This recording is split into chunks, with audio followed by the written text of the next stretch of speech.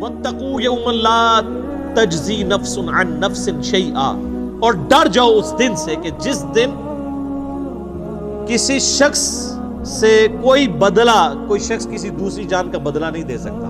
یہاں پہ لوگ کہتے ہیں نا جی آپ ہمارے مرید ہو جائیں، ہم خود آپ کے گناہوں کا بوجھ اٹھا لیں گے، اللہ سے بخشوا لیں گے۔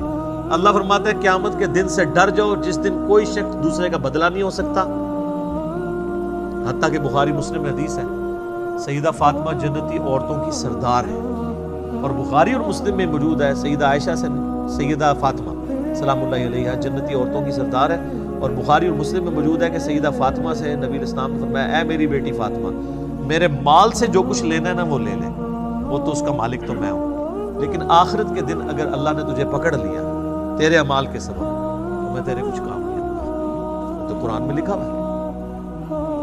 سیدہ فاطمہ کو تو کہا جا رہا تھا، سنایا ہمیں جا رہا تھا کہ اگر سب سے زیادہ رشتہ داری کا بینیفٹ کسی کو مل سکتا تھا نا تو سیدہ فاطمہ تھی، لیکن ان کو بھی بتا دیا گیا کہ اعمال کے بارے میں کھلی چھٹی نہیں ہے۔ اور سیدہ فاطمہ کو تو چھوڑ دیں، قرآن میں 3 دفعہ آیت آئی ہے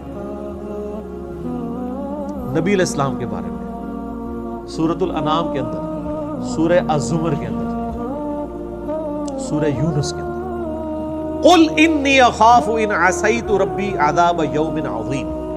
اے نبی تم فرماؤ کہ مجھے خود ڈر ہے اس بات کا کہ اگر میں نے بھی اپنے رب کی نافرمانی کی تو بڑے دن کا عذاب مجھے بھی آ پکڑے۔ سر مجھے بتائیں آپ کا اور میرا رب اس سے زیادہ کس لیول پہ آ کے آپ کو سمجھائے؟ نبی علیہ السلام سے بڑھ کے کسی کا مرتبہ ہے؟ تو یہ جو آپ کو جنت کی گارنٹیاں دیتے پھر رہے ہیں، یہ کتنے بڑے مجرم ہیں۔ ان کو کہ نبی علیہ السلام کے بارے میں کہا جا رہا ہے، کیوں کہا جا رہا تھا؟ تاکہ تم لوگ یہ کلیم نہ کر لینا کہ ایسی کچھ کر سکتے ہیں۔ اس دن سے ڈر جاؤ جس دن کوئی جان دوسری جان کا بدلہ نہیں ہوگی، ولا یقبل منہا شفاعت، اور کسی کی سفارش قبول نہیں کی جائے گی۔ سفارش کیوں کی جاتی ہے؟ آپ دنیا میں کسی شریف آدمی کی سفارش کے لیے تھانے جاتے ہیں تو ایس ایچ او سے جا کے کیا کہتے ہیں کہ میں اسے اچھے طریقے سے جانتا ہوں، آپ کو غلط فہمی ہوئی ہے، میں گارنٹی دیتا ہوں یہ بندہ اس طرح کا نہیں تھا، اس پہ جھوٹا الزام لگا ہے، یہی کہتے ہیں نا۔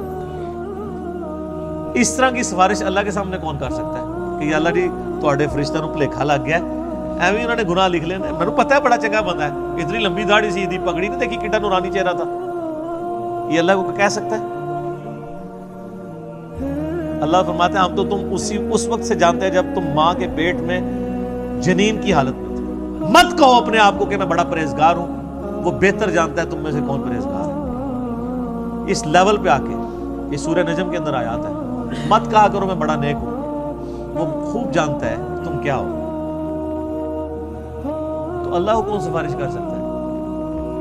ہاں صرف یہ سفارش ہو سکتی ہے کہ جس اللہ ہی کا دل آیا ہو جس پہ کہ اسے چھوڑنا ہے۔ یہ بندہ ہے نیک نیت تھا، چند غلطیاں اس سے ہوئی، باغی نہیں تھا، رجوع لے آتا تھا، اپنی طرف سے اس نے کوشش کی، پھر بھی بحیثیت انسان اس سے غلطیاں ہوئی، لیکن میری طرف آتا رہا، تو اب میں نے اسے معاف تو کرنا ہے۔ تو معاف میں پھر ڈائریکٹ کرنے کی بجائے اپنے محبوب صلی اللہ علیہ وآلہ وسلم کی شفاعت سے کرواؤں، تاکہ میرے نبی علیہ السلام کی عظمت لوگوں کے دلوں پر اجاگر ہو۔ دنیا میں بھی ایسا ہوتا ہے، اگر کسی کلاس کے اسٹوڈنٹ کو پوزیشن آنے کے اوپر اسکول والے یا کالج والے ٹرافی دیتے ہیں تو وہ کسی مہمان خصوصی کے ذریعے دیتے ہیں نا۔ اس کالج کے اسٹوڈنٹ کو کبھی وہم بھی آتا ہے کہ اس مہمان نے مجھے ٹرافی دی ہے، ان کو پتا ہوتا ہے کہ یار یہ تو مڈل مین ہے، ٹرافی تو اسکول نے دی ہے اور اس کو آنر دی ہے، تو سر نبی علیہ السلام کو بھی آنر ملنی ہے۔ یہ بخشش کا فیصلہ اللہ نے کرنا ہے۔ یہ اسی شفاعت کی نفی ہو رہی ہے کہ دوست کے ساتھ شفاعت کوئی نہیں ہے، شفاعت بالاذن ہے، شفاعت بالوجاہت نہیں ہے۔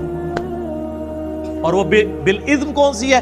جو اسی صورت میں آگے جا کے آیت الکرسی میں آیت نمبر 255 میں آ جائے گی، من ذا الذی یشفع عنده الا باذنہ، کس کی مجال ہے کہ سفارش کر جائے؟ ہاں اللہ جس کو اذن دینا کہ ہاں اس کی سفارش کر لو تو وہ قبول ہوگی۔ تو شفاعت دھونس کے ساتھ نہیں ہے، اللہ کے فضل کے ساتھ ہے۔ لیکن نبی علیہ السلام چونکہ مہمان خصوصی ہیں، اور وہ سورہ بنی اسرائیل میں آیا ہے، نبی علیہ السلام کی جو حدیث ہے نا بخاری مسلم میں، حدیث شفاعت، کہ قیامت والے دن سب لوگ حضرت آدم کے پاس جائیں گے، پھر وہ کہیں گے کہ آج مجھے اپنی جان کی فکر ہے، اذهبوا الی غیری، کسی اور کی طرف جاؤ، پھر حضرت نوح کے پاس جائیں گے، وہ کہیں گے آج مجھے اپنی جان کی فکر ہے، ہوتے ہوتے اینڈ پہ نبی علیہ السلام تک پہنچیں گے، آپ فرمائیں گے انا لہا، اور آپ اللہ کے حضور سجدہ کریں گے، اللہ فرمائے گا اپنا سر اٹھاؤ، تم سفارش کرو ہم قبول کریں گے۔ اس کے بعد الفاظ ہے کہ اللہ تعالیٰ میرے لیے تعداد مقرر فرمائے گا، اللہ بتائے گا مجھے، دھونس نہیں ہے سر، اللہ کو کس کی دھونس ہے؟ اسے کہتے ہیں شفاعت بالاذن۔ اور پھر نبی علیہ السلام نے اینڈ پہ فرمایا اس حدیث کے کہ قرآن پڑھ کے دیکھ لو، عسیٰ ان یبعثک ربک مقاما محمودا، اے نبی ان قریب ہم آپ کو ایسے مقام پر فائز کریں گے جہاں ہر شخص آپ کی تعریف کرے گا۔ مقام محمود کیا ہے؟ محمود کہتے ہیں جس کی حمد کی جائے، تو نبی علیہ السلام کا ایک نام محمود بھی ہے،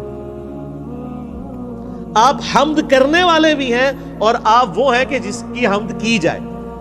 محمد کا مطلب کیا ہے؟ تعریف کیا گیا۔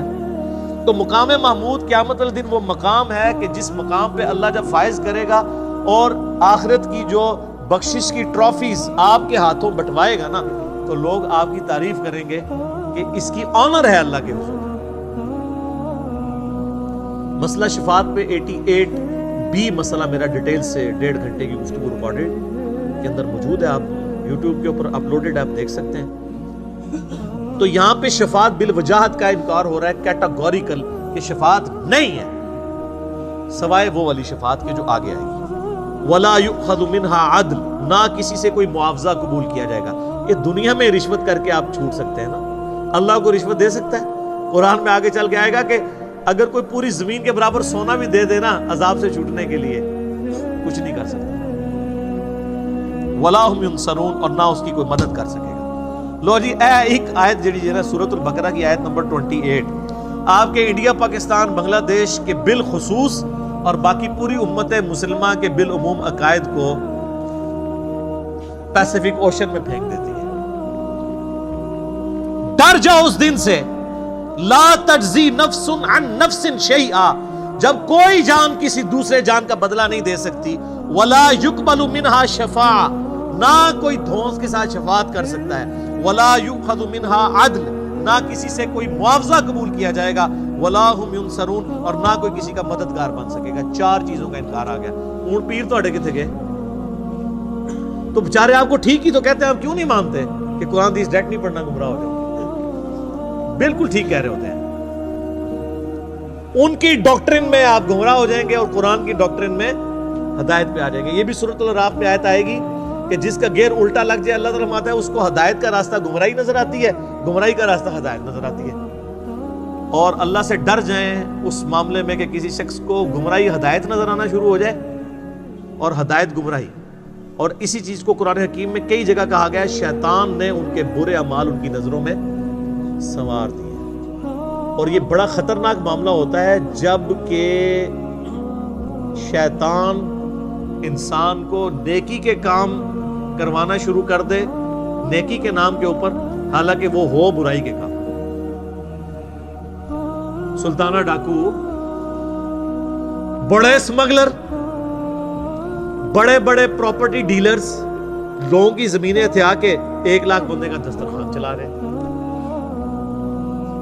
تو شیطان نے ان کے برے اعمال ان کی نظر میں سوار دیا۔ ان کو یہ حرام کا پیسہ کمانا نظر نہیں آ رہا، ان کو نظر آ رہا ہے کہ یار ہم اتنے غریبوں کو کھانا کھلا رہے ہیں۔ اچھا، یہ دنیا میں اس کی تعریف ہوگی، اللہ کے ہاں 0 سے ملٹیپلائی۔ اللہ کو دھونس نہیں ہے نا، یہ روب تو آپ پہ چل سکتا ہے نا۔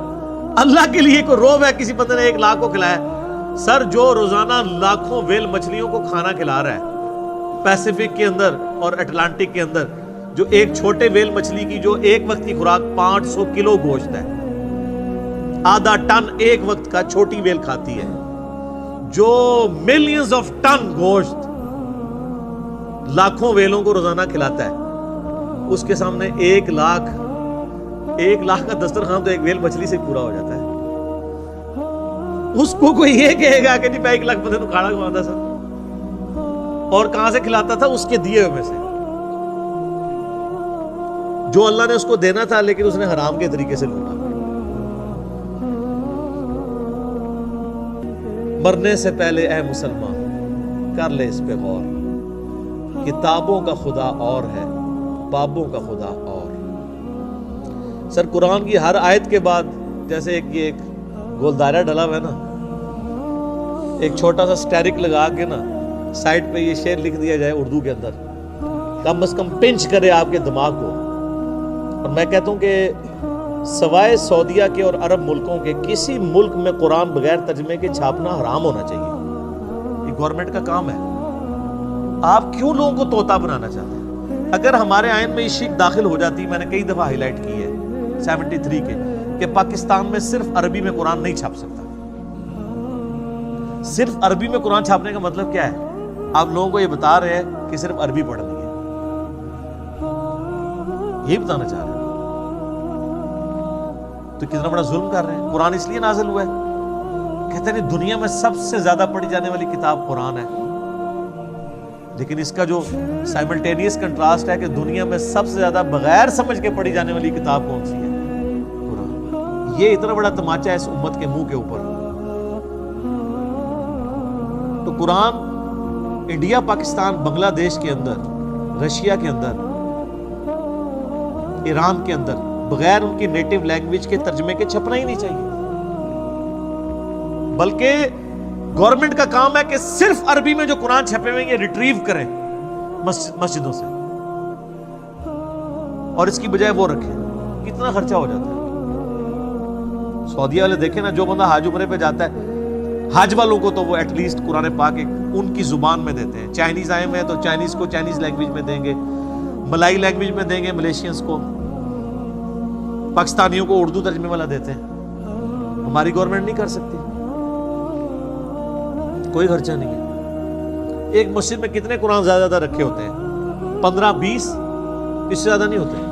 15-20 قرآن تو ایک محلے میں لوگ خود خرید کے وہاں پہ رکھ سکتے ہیں ترجمے والے۔ صرف گورنمنٹ اس کے اوپر چلان کرنا شروع کر دے کہ بغیر ترجمے والا قرآن جس کی مسجد سے ملا اس مولوی کو اندر کریں گے۔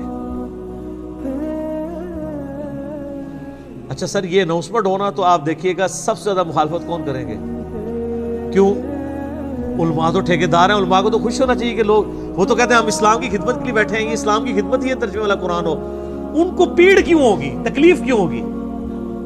اڈا بند ہو جائے گا اور ان کو یہ پتہ چل جائے گا بھی قرآن میں یہ کچھ انہوں نے پڑھ لیا کہ یہ مولوی رام خوری کرتے رہے ہو، کہیں گے دیکھو ساڑھے مولوی صاحب تسی بھی تو وہی کر رہے ہو نا، سانو تو اسی ممبر تے چڑھ کے ہے کہندے ہو، اور خود آپ اپنی جان کو بلائے بیٹھے ہوئے ہیں، اور یہ پرانے کام آپ نے بھی شروع کیے ہوئے ہیں۔ تو پھر ہر گلی سے، ہر مسجد سے انجینئرز نکلیں گے، تو اس ڈر سے وہ کبھی بھی یہ نہیں ہونے دیں گے۔ لیکن ہمت نہیں ہارنی چاہیے۔ میں کہتا ہوں جس کا جدھر انفلوئنس ہے نا، عربی والے قرآن نہیں نکال سکتے، کم از کم اگر 10 عربی والے ہیں تو 10 اردو ترجمے والے وہاں رکھ دیں۔ کل کو کوئی، اور اردو اور ترجمے والے قرآن کے ساتھ سب سے بڑا مسئلہ یہ ہے کہ یہ غلاف میں لپیٹے ہوئے ہوتے ہیں، وہ ویسے نہیں کوئی کھولتا، کون اینج کر کے کھولے پھر اینج کر کے بند کرے۔ غلاف ہو گئی، غلاف تو دشمن ہے قرآن کے، غلاف نہیں ہونے چاہیے۔ ہاں سامنے شیشہ لگاؤ، اچھی الماریاں بنی ہوئی ہوں، ڈسٹ پروف ہوں۔ قرآن کے اوپر غلاف کا کیا تک لگتا ہے؟ آپ خود مجھے بتائیں نا، 2 قرآن پڑھے ہوئے غلاف میں اور بغیر غلاف کے، آپ غلاف والے کو ہاتھ لگائیں گے؟ اتنا ٹائم کس کے پاس ہے یار؟ لیکن سعودیہ میں آپ دیکھیں نا، خصوصاً حرمین کے اندر میں نے دیکھا ہے، کمال کام کیا ہوا، پیتل کی خوبصورت چھوٹے سائز کی انہوں نے اتنے سائز کی رکھی ہوئی ہیں الماریاں جو سامنے سے کھلی ہوئی ہیں، اور روزانہ ان کی صفائی ہوتی ہے، ڈسٹنگ ہوتی ہے، قرآن جتنے رکھے ہوئے ہیں ان کی۔ اور جیسے ہی کوئی ایسا موسم آتا ہے نا جس میں ہیومیڈیٹی بڑھ جاتی ہے تو وہ شیشہ پلاسٹک جو ہوتا ہے نا، اس کی سامنے لیئرز لگا دیتے ہیں، وقتی طور پہ لٹکا دیتے ہیں تاکہ گیلے نہ ہوں قرآن، اور پھر جب موسم کھل جاتا ہے پھر وہ ہٹا دیتے ہیں۔ مساجد کے اندر بھی، شوکیس کے اندر، میں نے نہیں، وہاں کو غلاف کے اندر میں نے قرآن نہیں دیکھا سعودیہ پورے میں کہ غلاف کے اندر قرآن پڑھا ہوا۔ تو بالکل صحیح اپروچ ہے۔ اور آپ اس لیے عربیوں کو دیکھیں گے، عربی قرآن بہت زیادہ پڑھتے ہیں۔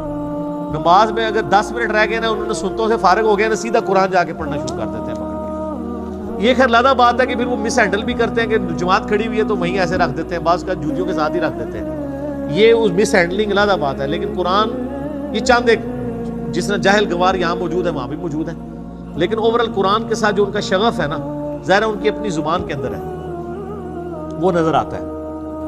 باقی پریکٹیکلی اگر آپ کہیں کہ ان کی زندگی میں کوئی فرق پڑا ہوا ہے تو وہ تو اسی وقت پڑے گا نا جب قرآن جو ہے وہ کبھی فزکس کی کتاب چومنے سے یا صرف تلاوت کرنے سے فزکس نہیں آپ کو آئے گی جب تک آپ اس کو سمجھیں گے. تو سر فزکس سمجھے بغیر نہیں آ سکتا, قرآن سمجھے بغیر کیسے آ سکتا ہے جب تک آپ اس کے اوپر تفکر نہیں کریں گے.